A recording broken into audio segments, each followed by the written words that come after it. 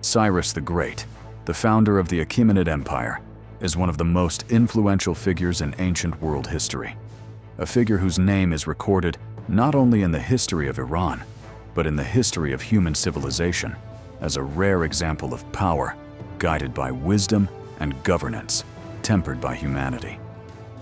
In the mid-6th century BCE, at a time when the world was dominated by bloody wars, destruction, and despotic rule, Cyrus introduced a distinctly different model of leadership.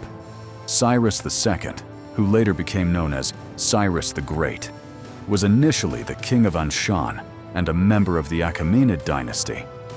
At that time, the Medes were the dominant power on the Iranian plateau.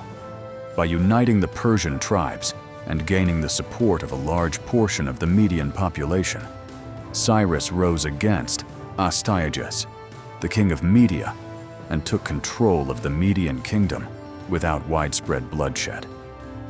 This marked the first step in the formation of the Achaemenid Empire, an empire that, within a short period, became the greatest political power of its era.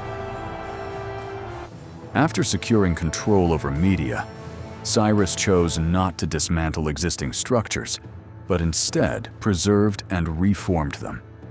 He appointed local elites as governors and showed respect for the cultures, languages, and customs of the people. This approach led many regions to accept his rule without significant resistance. One of Cyrus's most important conquests was Lydia in Asia Minor, a wealthy kingdom ruled by Croesus, a king renowned for his legendary riches. After defeating Croesus, Cyrus did not execute him. Instead, he treated him with respect and even benefited from his experience in matters of governance. The turning point of Cyrus's reign, however, was the conquest of Babylon in 539 BCE, an event carried out without the destruction of the city or the massacre of its people. Taking advantage of the Babylonians' dissatisfaction with their king, Cyrus entered the city not as a foreign conqueror, but as a liberator. Cyrus's system of governance was founded on tolerance, administrative order, and respect for cultural diversity. He divided his vast empire into satrapies, or provinces, each governed by a satrap who operated under the direct authority of the king.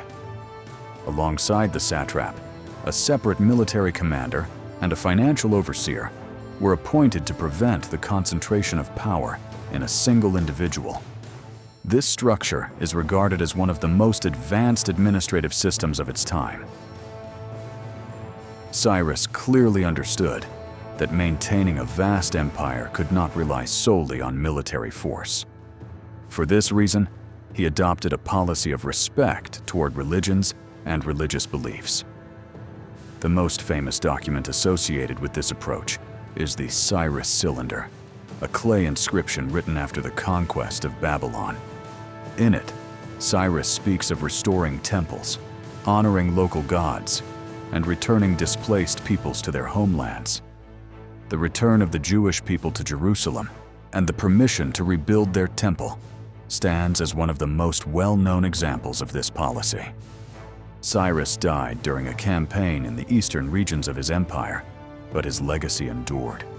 The empire he founded became a model for his successors, especially Darius the Great, and left a profound impact on concepts of governance, law, and the rights of nations.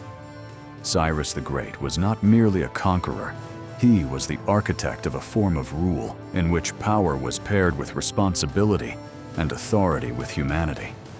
For this reason, more than 2.5 millennia later, Cyrus the Great is still recognized not only in Iranian history, but in world history as a symbol of wise and just kingship.